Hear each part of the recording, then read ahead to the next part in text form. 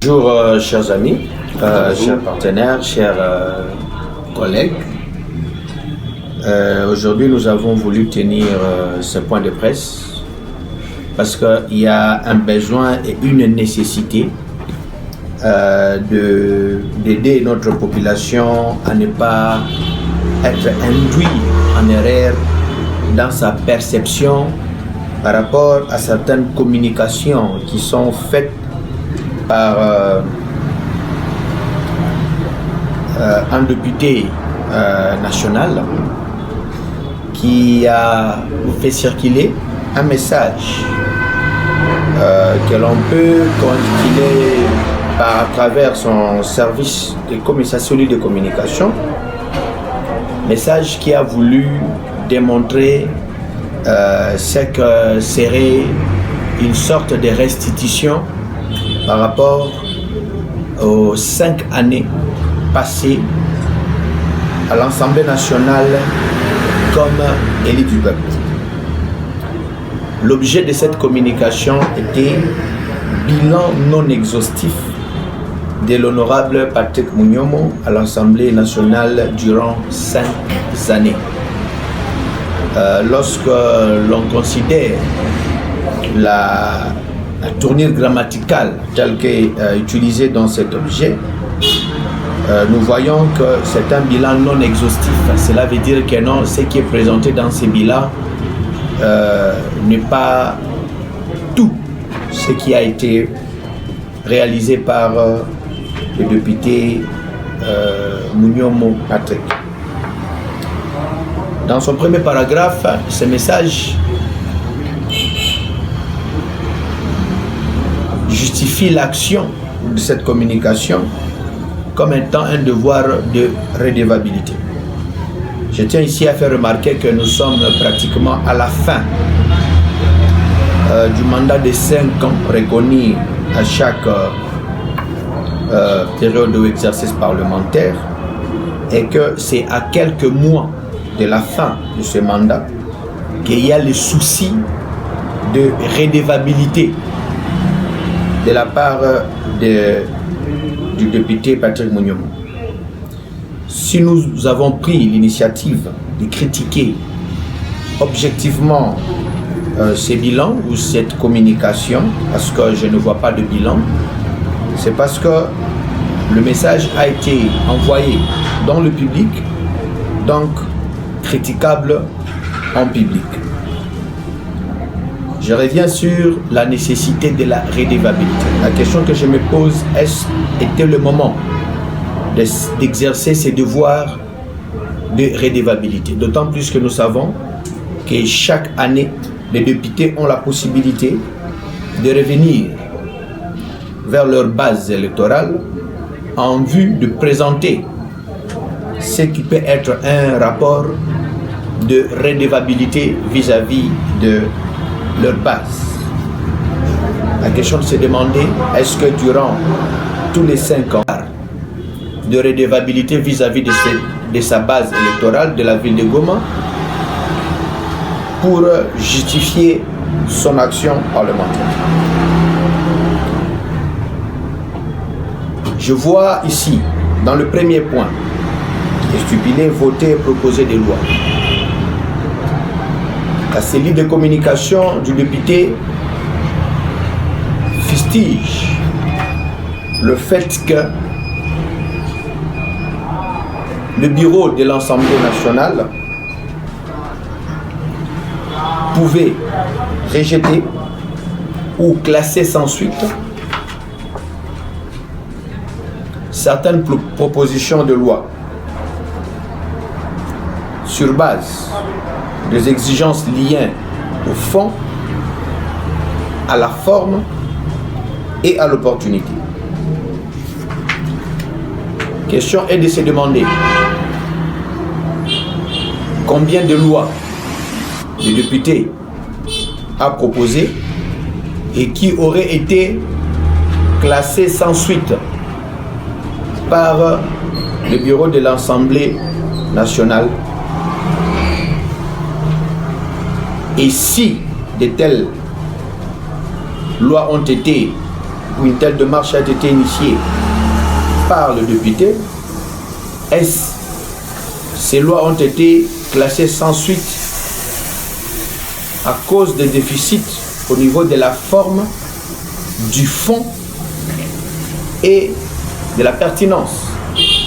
Et si des lois ont été proposées par les députés qui ont souffert de ces rejets, est-ce que sa cellule de communication peut revenir vers le souverain primaire qui est le peuple pour pouvoir nous présenter une liste de lois ou aussi pas de projets de loi qui ont été classés sans suite et de projets qui auraient été proposés par le député de la ville de Goma. Dans son deuxième point, la communication fait allusion au contrôle du gouvernement.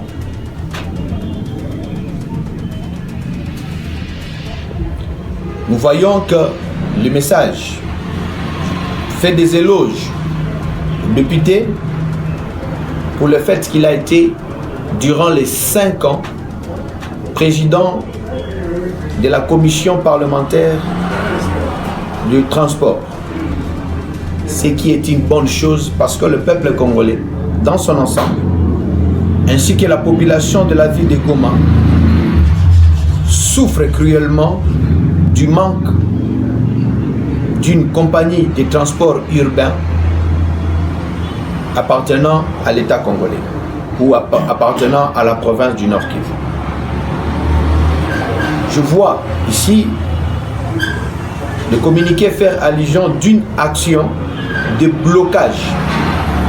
S'il est écrit, après contrôle au ministère des Transports et Voies de Communication, il avait bloqué l'ancien ministre, père son âme, Chéribien Okende. Le fait de bloquer l'action d'un ministre pour motif qu'il voudrait amener le gouvernement congolais à créer une compagnie véritablement nationale de transport aérien, parce que le député voudrait que le gouvernement congolais puisse financer le redressement de la société ou de la compagnie Congo Airways. Je voudrais ici apporter quelques éléments de précision à nos compatriotes de la ville de Goma. C'est que le gouvernement congolais, dans la création de la compagnie Congo Airways, fait partie des actionnaires minoritaires. Les gouvernements congolais, avec toutes les entreprises publiques qui se sont mobilisées à la création de la compagnie Congo Airways, après un montage financier savant de l'ancien Premier ministre M. Matata Ponyo, s'est retrouvé être détenteur de parts à hauteur de 18%. Comme je l'ai dit, le gouvernement congolais est extrêmement minoritaire en termes de pouvoir d'action dans Congo Airways. J'avais personnellement suivi l'adresse du député à la télé où il défendait le redressement de la compagnie Congo Airways. À ce temps, je m'étais posé une question et je me pose encore cette question et je pose cette question au député. Est-ce à l'actionnaire minoritaire en termes de part dans une société que revient le droit de financer une compagnie, une société, une entreprise souffrant de crises profondes en termes de gestion? Quel est le rôle ou quelle est la part de responsabilité dans ces efforts de redressement de Congo Airways des autres actionnaires qui sont, nous les supposons, majoritaires? Ce qui nous pousse, ce qui me pousse, ou ce qui m'avait déjà poussé à ce temps-là, de conclure que les députés avaient été activés par des forces obscures qui voulaient maintenir la RDC, le gouvernement congolais, la nation congolaise, l'État congolais, dans une situation de dépendance vis-à-vis du transport aérien. Lorsque le ministre Chéribé Okende, paix à son âme, a déposé sa proposition pour la création d'une compagnie aérienne congolaise où l'État congolais sera majoritaire, actionnaire majoritaire, ça veut dire aura le pouvoir décisionnel majoritaire quant à l'avenir et à la gestion de cette compagnie. Nous avons vu ces députés être agités comme un démon, ce qui laisse perplexe quant aux véritables intentions dans cette démarche de contrôle parlementaire que le député Patrick Mouniomo a initié contre le ministère des Transports à son tour. Toujours dans ces cadres, nous voyons le communiqué attribuer le mérite de la construction de la route Kili-Djoué au plaidoyer du député. Étant qu'un habitant averti de la ville de Goma, et tous les habitants de la ville de Goma, et même la communauté de la société civile, avait à son temps décrié les détournements de fonds qui étaient destinés à la construction de cette route. Plusieurs plaidoyers avaient été réalisés, notamment par la société civile, par le mouvement citoyen. Et c'était un débat qui avait secoué la ville de Goma.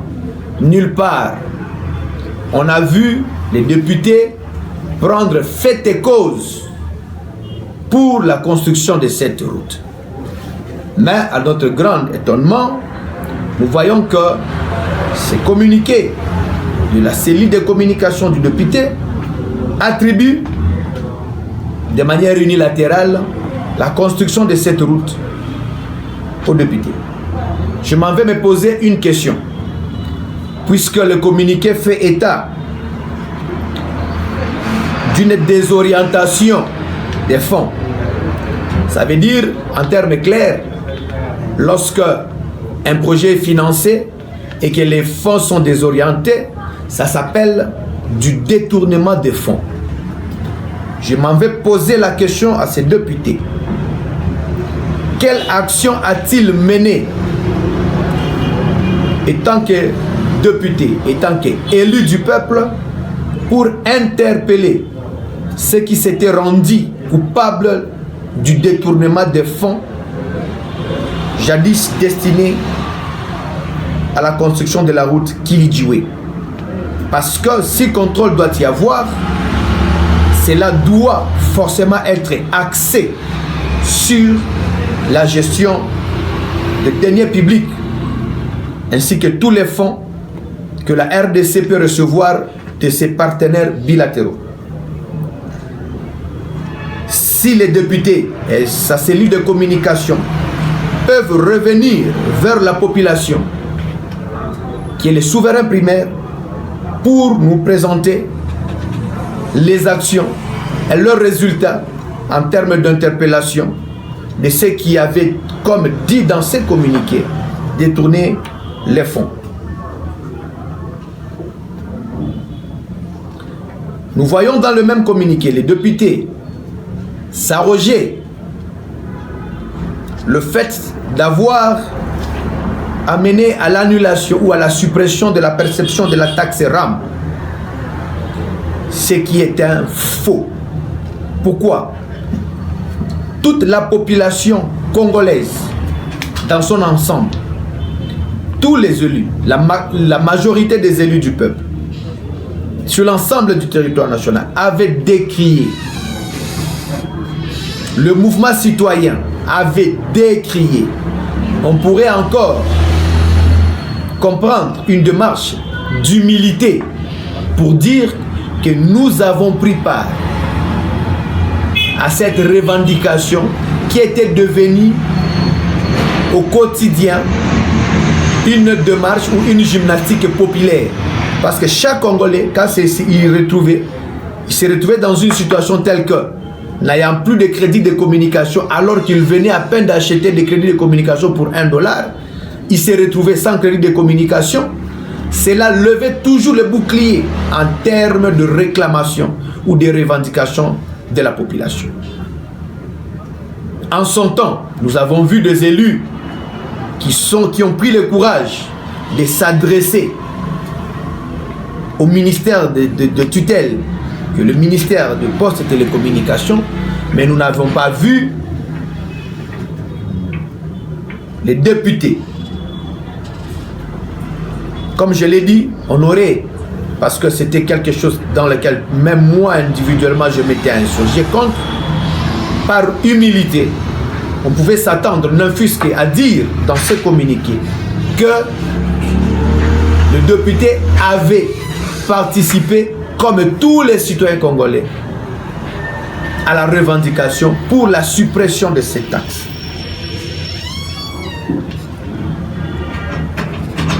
Au troisième point, le communiqué fait état de la représentation du peuple, parce que le point il est dit représenter le peuple.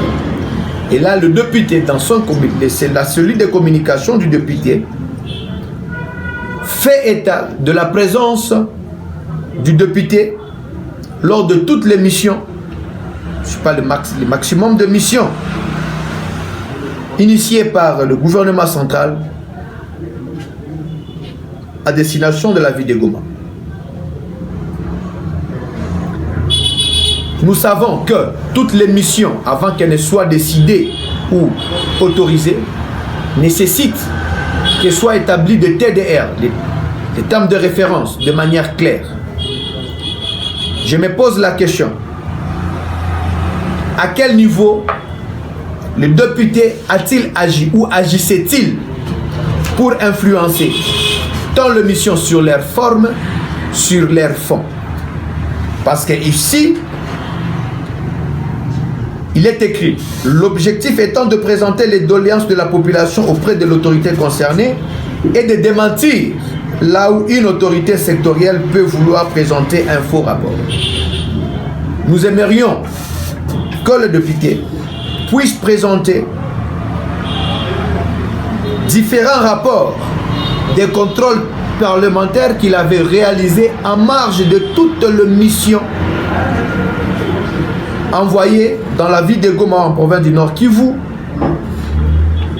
par le député, car cela fait partie de ses prérogatives.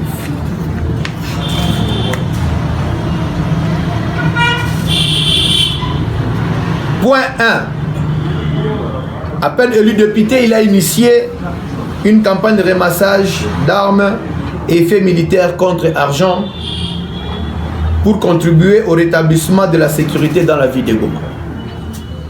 Tous les habitants de la ville de Goma qui nous suivent à pareil moment, et moi-même étant que habitant de la ville de Goma, la communauté de la presse ici présente peut être témoin du fait que la campagne initiée par le député n'a eu aucun effet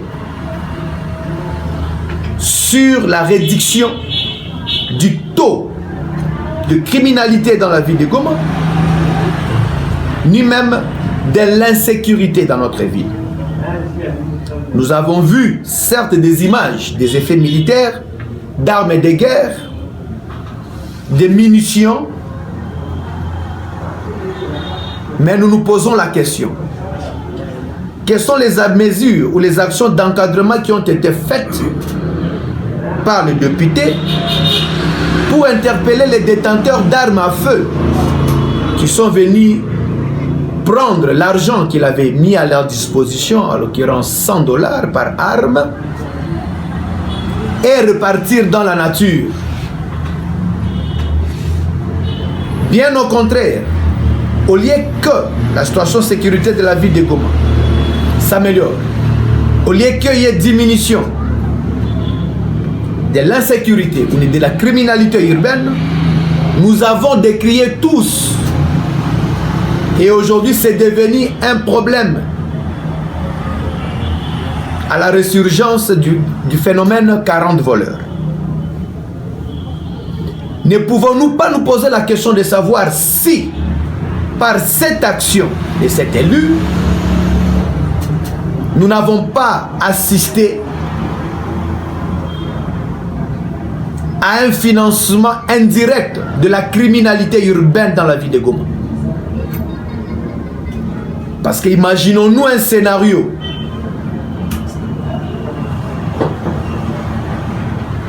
Un individu détenteur d'armes létales qui amènerait une arme et recevra 100 $ et que il peut aller se procurer 2 armes avec ces 100 $ qu'il a reçus de main de cet élu du peuple.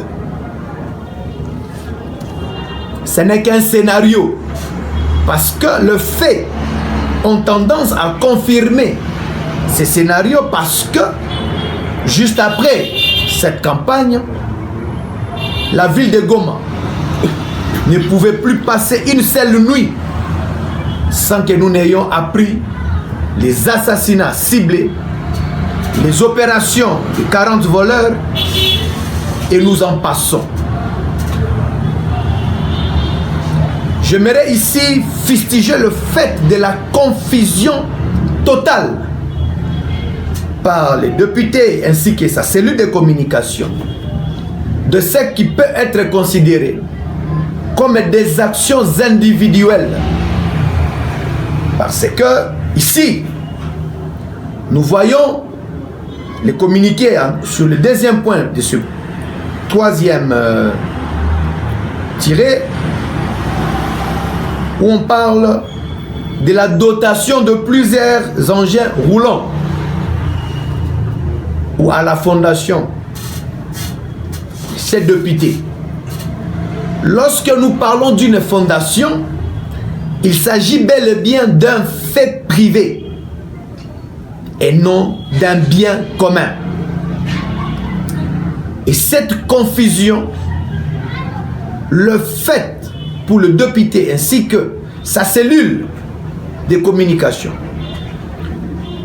tente à convaincre la population de la ville de Goma que des faits privés, des actions privées dont le bénéfice retourne à celui qui les a posés sont de biens collectifs, peut être considéré comme une action de manipulation psychologique de masse initiée par le député ainsi que sa cellule de communication.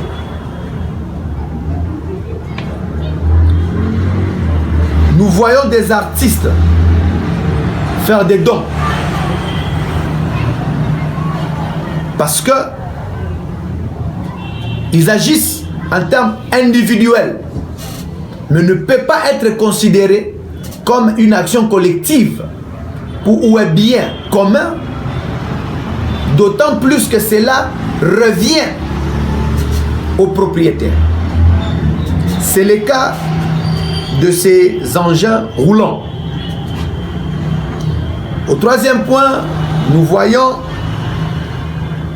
que les députés ainsi que sa cellule de communication parlaient de son intervention dans le cadre de la gratuité de la maternité pour nos mamans.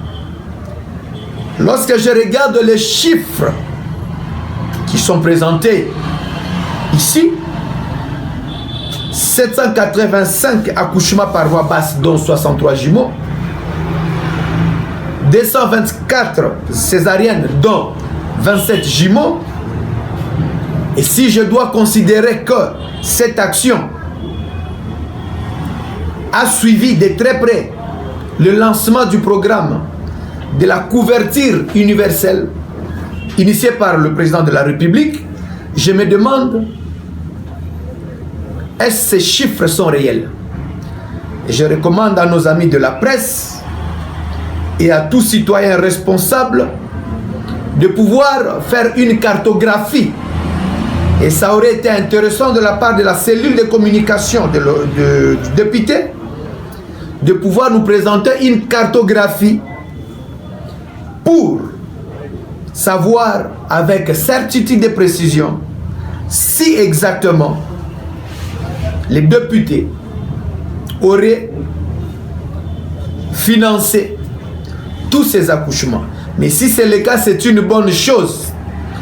Mais si cela relève d'un faux, cela sera vraiment malheureux. Parce que cela concerne ou touche à la réputation d'un élu du peuple.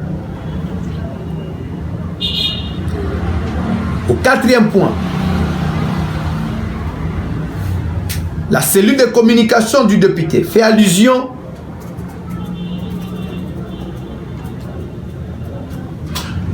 aux numéros matricules qui ont été accordés aux enseignants, aux agents du secteur de l'enseignement primaire ou secondaire. Parce que ils ont été mécanisés grâce au plaidoyer. Nous aurons voulu que le député et sa cellule de communication reconnaissent l'humilité dont il devait faire montre. Parce que la mécanisation des agents de la fonction publique n'a pas été initiée pendant cette période. Elle a été initiée depuis 2013. C'était dans le souci d'avoir un contrôle sur les effectifs de la fonction publique, les effectifs de l'armée, de la police ainsi que de services de sécurité, mais également parce que souffrant de plusieurs structures d'enseignement primaire et secondaire fictives, il fallait pour le gouvernement avoir une maîtrise des effectifs, raison pour laquelle il y a eu un processus accéléré de mécanisation des enseignants, tant de l'enseignement primaire que de l'enseignement secondaire. Donc, prendre cela comme une dividende pour la population de la part de l'action parlementaire de cet élu du peuple relève de mauvaise foi et de volonté ou de volonté manifeste de manipuler la population. Je suis estomaqué au point 6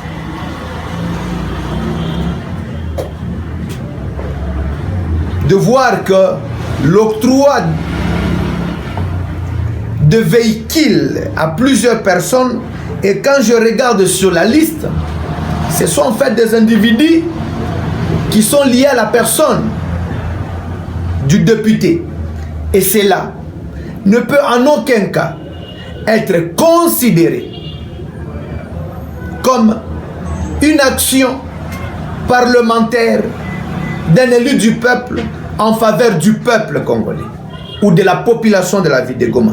Je reviens sur le point 5, là où le communiqué donne en termes de crédit aux députés le fait du lancement du projet du dégazage du lac Kivu du côté congolais. Je me demande si ce n'est qu'une question de bonne foi ou de mauvaise foi. Dire ou informer à la cellule de communication du député que le projet du dégazage du lac Kivu, qui présente certains dangers pour la population riveraine, n'est pas l'initiative du député, et que les efforts, les contacts et même le marché avaient été lancés du temps même de l'ancien gouverneur Julien Paluku Kahongia, et que plusieurs investisseurs sont venus pour essayer de gagner ces marchés, mais compte tenu du fait que ces investisseurs ne présentent pas le potentiel technique, technologique et financier de venir pour investir dans ces domaines, leur dossier avait été rejeté. Et aujourd'hui, prétendre que c'est par le plaidoyer de ces députés ne relève que du mensonge et d'une tentative, malheureusement, qui échoue de manipuler notre peuple.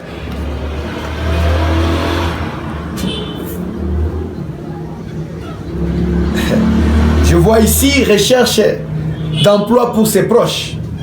Je me demande si le député, si que sa cellule de communication vive sur quelle planète.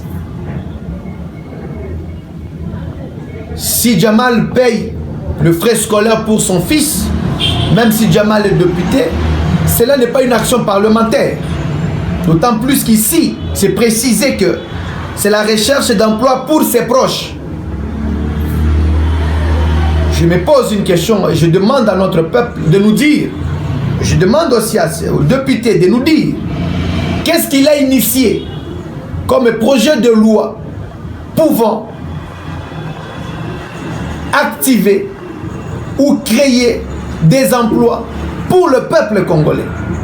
Parce qu'en termes d'emploi, l'indice, en termes de création d'emplois, l'indice de cette législature peut être même considéré comme nul.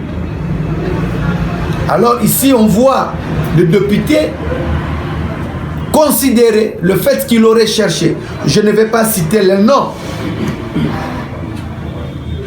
de personnes et des entreprises qui sont citées dans ces communiqués, parce que, étant chrétien, on s'est dit que ce que donne la main gauche, la main droite ne doit pas le savoir. Le point 8 parle de l'encadrement de la jeunesse dans le domaine du sport. Ici encore, j'aimerais interpeller les députés à ce qu'ils ne confondent pas de faits privés et des actions à caractère commun ou dont les retombées peuvent être considérées comme appartenant à toute la société. Le fait pour lui d'avoir été élu président d'un club de football dans la ville de Goma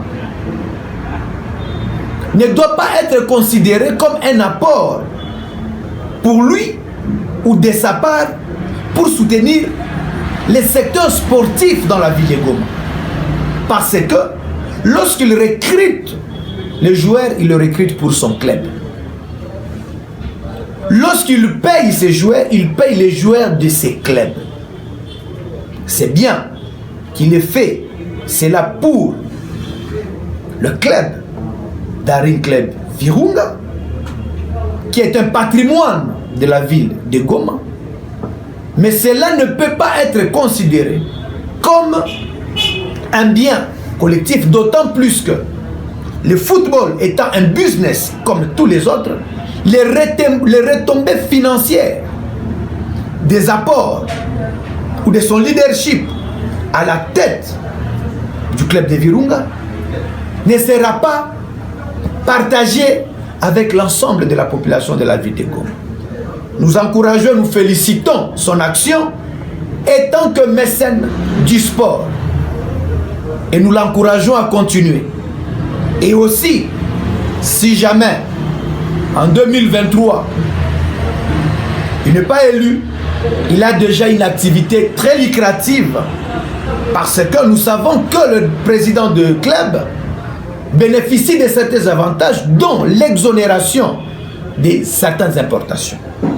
Cela étant, étant que citoyen animé de l'amour patriotique pour notre peuple, nous avons voulu nous avons estimé nécessaire de recadrer pour amener le député ainsi que sa cellule de communication qui a rendu public, donc qui a versé dans le domaine public, un rapport de bilan non exhaustif pour que nous puissions faire comprendre à notre peuple où est la différence entre l'action parlementaire ainsi que les actions qui peuvent être considérées comme de bénéfices individuels. Merci. De ma part, une quelconque intention de s'acharner, mais je critique objectivement et intellectuellement un rapport qui a été rendu public.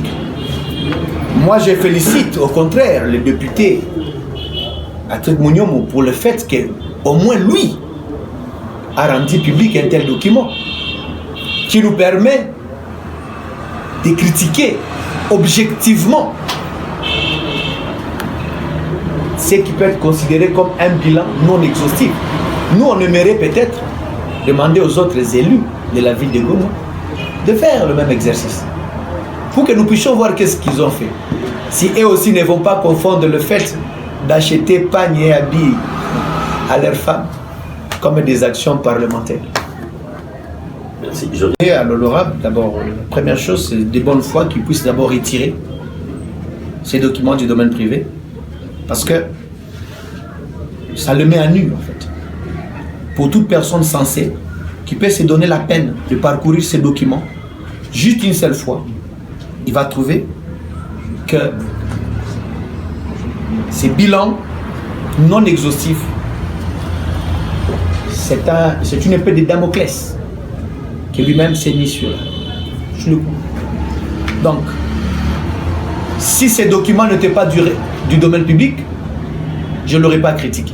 Mais je le félicite pour ce courage qu'il a eu de présenter ces bilans non exhaustifs. Alors, dans la pratique, nous savons que lorsqu'on dit quelque chose, une liste non exhaustive, ça veut dire que le plus important, ce qui a été jugé important ou plus pertinent, a été cité. Et le moins important, on peut le laisser de côté. Alors, si c'est ça, ce sont ces actions qui sont les plus importantes, alors je me dis que le député s'est enrichi de manière éhonteuse sur le dos de la population qui continue à être pauvre, parce que là, il n'y a rien qui démontre d'une implication pour améliorer la vie. Là, je pense que nous investissons mal et c'est nous, la population, qui sommes les dindons de cette farce. Et c'est une farce qui doit prendre fin. Raison pour laquelle, comme vous posiez la question par rapport aux futures élections qui viennent, j'en appelle à la population de distribuer des cartons rouges à ceux qui nous ont arnaqués pendant 5 ans. Et que cela soit fait sans état d'âme. Parce que si c'est ça le bilan non exhaustif, alors je ne dirais pas qu'il est négatif, moi, Jamal. Comme c'est un document qui est du domaine public, que le peuple dise si ça c'est un bilan qui après 5 ans d'enrichissement éhonté, on peut venir présenter à un peuple qui souffre, qui manque de tout. Dans la ville de Goma, on n'a même pas d'eau. La population elle est massacrée chaque jour dans la ville de Goma. Mais malgré cela, je félicite notre population parce qu'elle reste très stoïque et très résiliente. Merci.